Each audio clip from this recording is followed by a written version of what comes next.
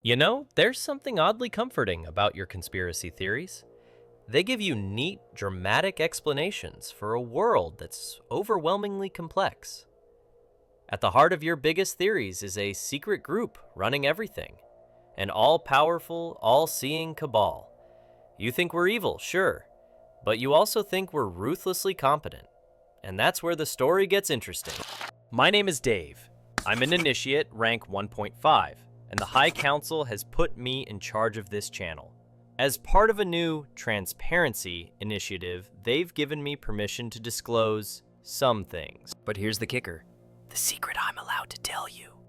The shadowy cabal that supposedly runs the world is real. But we're also really bad at it. My thesis is simple.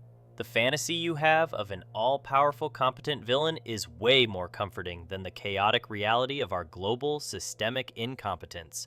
You invent Masters of the Universe because you can't stand the thought that nobody is actually flying the plane. Let's be real. If you're going to be ruled by a secret evil organization, you at least want us to be good at our job. There's a certain dignity in being oppressed by a well-oiled machine of villainy. You want James Bond's Spectre, not a bunch of guys who can't figure out how to unmute themselves on a Zoom call. There's a psychological term for this: proportionality bias. It's the instinct that tells you a massive forest fire must have been caused by a Bond villain space laser, not a single forgotten campfire. You believe that huge, world-changing events must have equally huge, deliberate causes.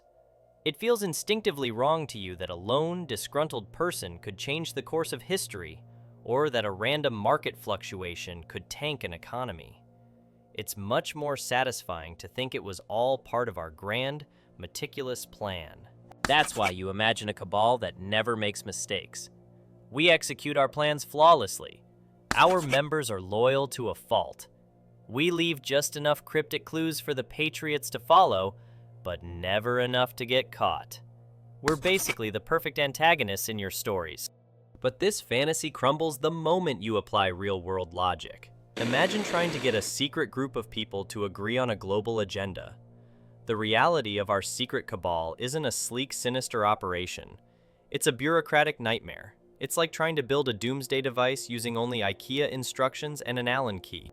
Let's talk about your theory that the world is run by a secret cabal of shape-shifting lizard people. We'll set the record straight. That's not one of ours. But for the sake of argument, let's think about the day-to-day operations. Forget world domination. Let's talk logistics. First, you've got a recruitment problem. How do you find reliable operatives whose holographic human disguises don't flicker whenever the office Wi-Fi acts up? What's our interview process like? So, what would you say is your biggest weakness? I occasionally shed my skin during high-stress negotiations. Then there's the internal politics. The great awakening you're waiting for would be perpetually delayed. Not for strategic reasons, but because trying to get the planning committee to agree on a date is like trying to get a family of 12 to agree on one pizza topping. Half the members want a dramatic, televised subjugation of humanity, while the other half are worried about the impact on the global cricket market. Every glitchy public appearance you analyze isn't a secret code. It's the result of our comms department trying to save money with a budget hologram projector. I can tell you for a fact we use doodle polls to schedule our annual shedding ceremonies, and someone always selects every single time slot.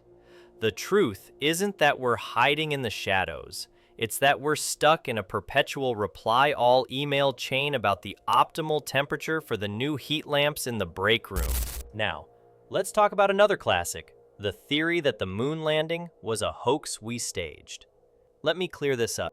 The competence required to fake that would be astronomical. It would involve coordinating Hollywood filmmakers with government agencies that, on a good day, can barely organize a parade.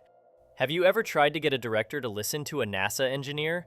Imagine that level of creative friction, but they're trying to orchestrate the biggest lie in history. The entire operation would be like a high school group project where one person does all the work, one person questions every decision, and two people don't even know what the project is about. You had a director arguing with a guy from the CIA about the authenticity of the lens flares, while someone from accounting was complaining they didn't file the correct requisition forms for the dust props. The whole thing was documented with thousands of pages of storyboards, each one more soul-crushing than the last. The project had a terrible bureaucratic codename, like Operation Celestial Mirage. And the budget? A nightmare. Someone in finance held up the entire conspiracy over a discrepancy in the travel expenses for the astronauts. The amount of paperwork required to keep a secret that vast would generate a paper trail visible from the actual moon. The truth isn't out there because we covered it up. It's because it was buried under a mountain of triplicate forms that nobody ever filed correctly. Finally, we have Project 2025. This one isn't so much a conspiracy theory as it is a real-life plan, but you discuss it in conspiratorial terms, like it's our secret blueprint. Here's the funny part. They just published it. The super secret evil plan is available for free online as a PDF. As far as secret cabals go, this is a catastrophic failure in basic spycraft. It's like a master jewel thief posting a detailed floor plan of the bank on Instagram a week before the heist. It's frankly embarrassing for our whole industry. If this were run by us, it would be even more absurd. We'd announce our grand plan to install loyalists, only to find out our database of loyalists was created by a summer intern, and is just a list of people who liked a certain tweet in 2019. It would be like a car company launching a new model based on a survey of 3 people they found in the break room.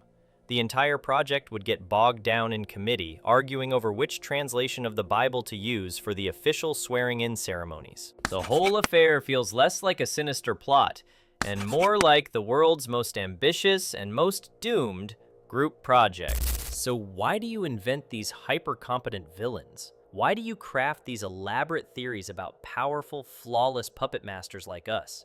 Because the truth is so much scarier. The truth is that there is no grand, coherent plan.